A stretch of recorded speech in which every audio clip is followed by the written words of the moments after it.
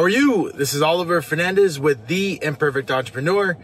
And you know when you have that year in your life when you're just like, oh my God, I grew so much? Well, that was this last year. I just had a birthday, turned 37, and 36 was a doozy. I can't wait to share my top takeaways with you today.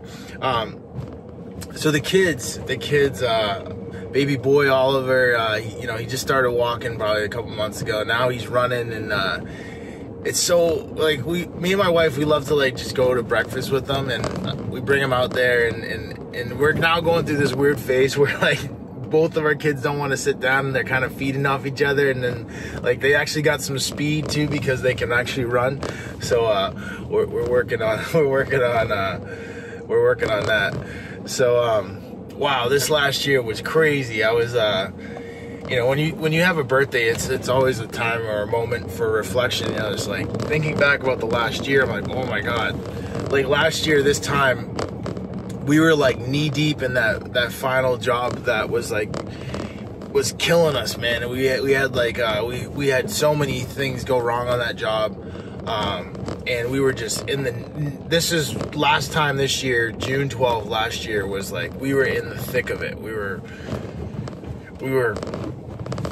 basically clawing our way out of it. And there were so many things that were wrong and that were bad. And literally, I just remember, just take it one step at a time. Like, I couldn't think about anything else. Like, it was just like one step at a time. Let's just get one victory. And the reason why I couldn't think of anything else is because there was like 10 things that were bad there. And like, literally you just like have this nervous breakdown if you're thinking about everything that's going wrong, right? And like, give you a couple of examples of some of the things that were going wrong. Like we were pouring a concrete pad, and the government was saying that our backfill wasn't sufficient. They were saying our rebar wasn't sufficient.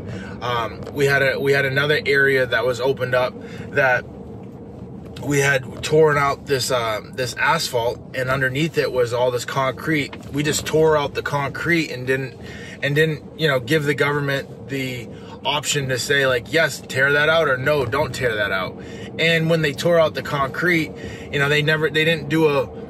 didn't saw cut it, so like all the edges were like all jagged. So what does that mean? You got to go back and patch it. So this all these little things that were just adding up, and it was just so overwhelming. We had issues with our fence.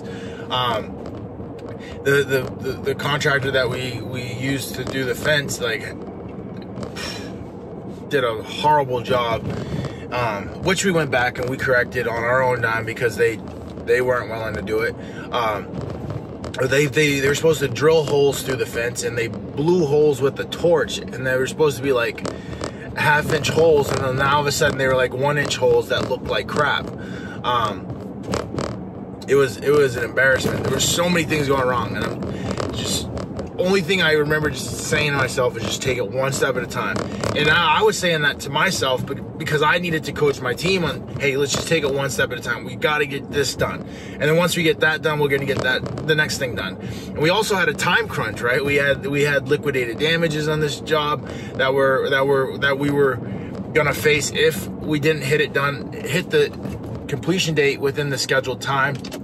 So there were so many things that were moving in the background that were dangerous, right? They were not going to be fun things to deal with. But it was just like, we got to just take it one step at a time. And even though the clock was ticking, we were just like, I don't care about doing all of the other stuff. We got to just take it one step at a time, and one step at a time. And the next thing you know, we started building momentum. We got some good subcontractors to come help us out. So next thing you know, we're working in different areas, and then that one thing turned into 2 things and 3 things, and then all of a sudden we were getting all this stuff cleaned up. And probably mid-August, September time frame, we were at the finish line with that job, and it was like, oh my gosh, man, it was painful to go through that. But at the same time, it re-inspired the organization. And what I mean by re-inspire the organization is it inspired me as the owner. It inspired some tough decisions that needed to be made. And there was people in the organization that we started with in the beginning of McKinsey, when we started doing government projects like 9-10 years ago, and they just weren't a good fit for McKinsey anymore. They weren't a good fit, and going through the trials and tribulations and seeing the non-effort from these other team members to get this thing cleaned up inspired the decisions to say, you know, hey, this is the perfect time for us to just go our separate ways. You go this way, we'll go this way.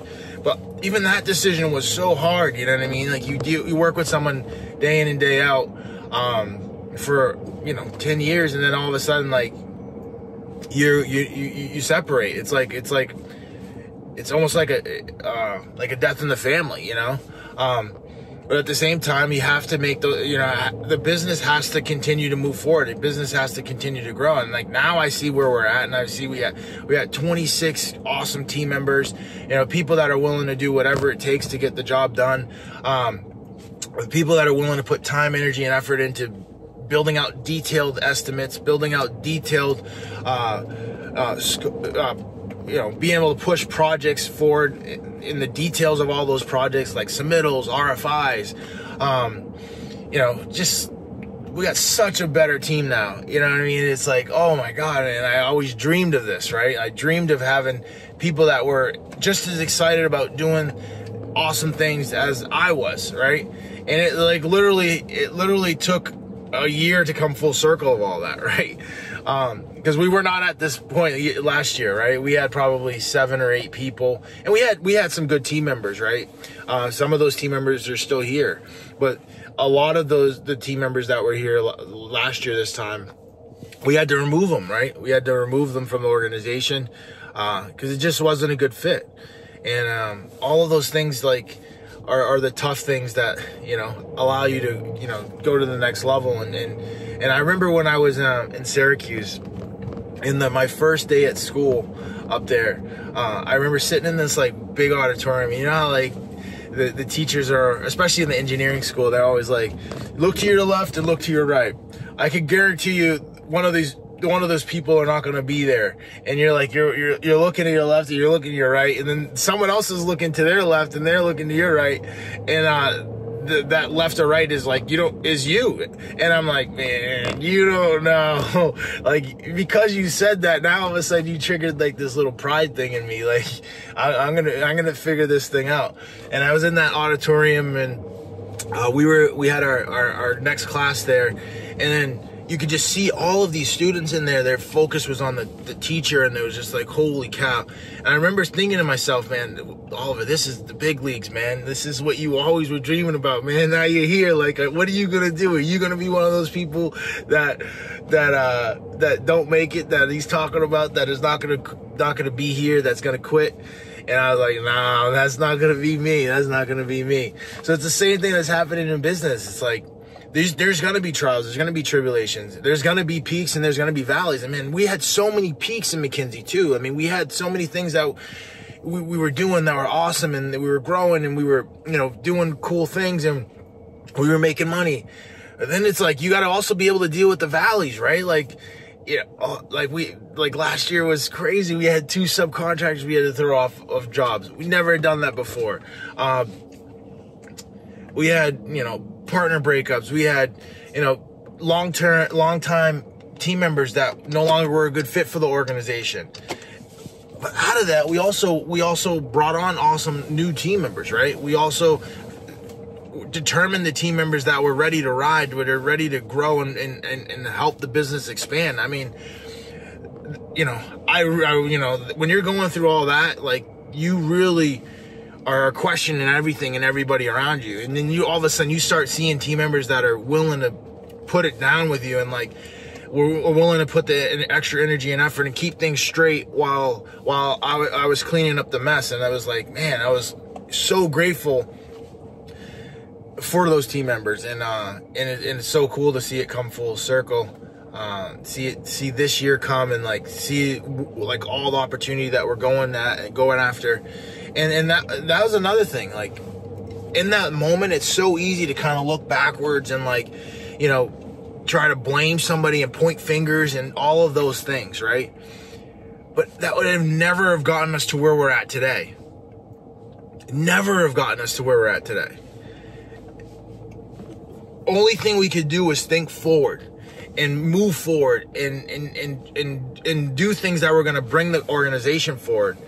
And that was so hard because like our innate ability is wanting to be right, and like all these things were going wrong, and you're just like you just want to like look back and like start pointing fingers, and you did this, you did that, or get in an argument with someone. But it's like, dude, what's that gonna do? It doesn't change the situation. If anything, I guarantee you, if we would have looked back for 1 second and tried to blame and tried to go after somebody or tried to do something or do those things, we wouldn't be standing here today. Because the time and the energy and the effort that was needed to get here today would have been wasted looking backward to trying to blame somebody. Looking backwards, trying to prove yourself right. Like the only thing that's proven us right is where we're at right now. Like that's the only thing that's proven us right. Like it would have proved us wrong if we had just fought and wasted time, energy, and effort, and next thing you know, we failed, right? So that wasn't in the cards, and the right things had to fall into place, and they always do. They always do for us to be where we're at, and at the same time we had to put the time, energy, and effort into it for the things to fall into place, right? And then we brought on team members, and there was definitely challenges with some of the team members that we brought on. Like last year was we made probably one of like our second or third biggest hire, and it was like it's cool because I know he listens to these podcasts. It's cool to I'm excited to see what he thinks of this, but you're bringing somebody on and you're trying to show them the vision. You're trying to show them like what needs to happen in the organization. We're trying to show him how to get results, and he has the talent. Like he's got the talent. He can send the emails. He understands the actual scope of work. He can dig into the drawings. He can write the emails. He can do he checks all of the boxes. But then there was like something missing, and it's like, dude, like, like this is the opportunity. Like, this, I understand what you want out of life, and like this is the opportunity. Like we have to execute on these things to be able to so that you can get these things. And in the beginning, it didn't seem like it was registering. I was like, I tried to explain it 3 or 4 5 different ways, but I'll tell you what, within that 1 year cycle, we're now in a good spot. We're executing on things, and there's a lot of things that I needed to clarify, and like the things that I needed to clarify have actually made the organization better, right? Because now we're bringing team members on, and we can just focus on those things first, so that we can just get the results instead of like, hey, there's confusion, or hey, what do I need to do, or hey, what needs to happen here? Now it's just like we can just execute.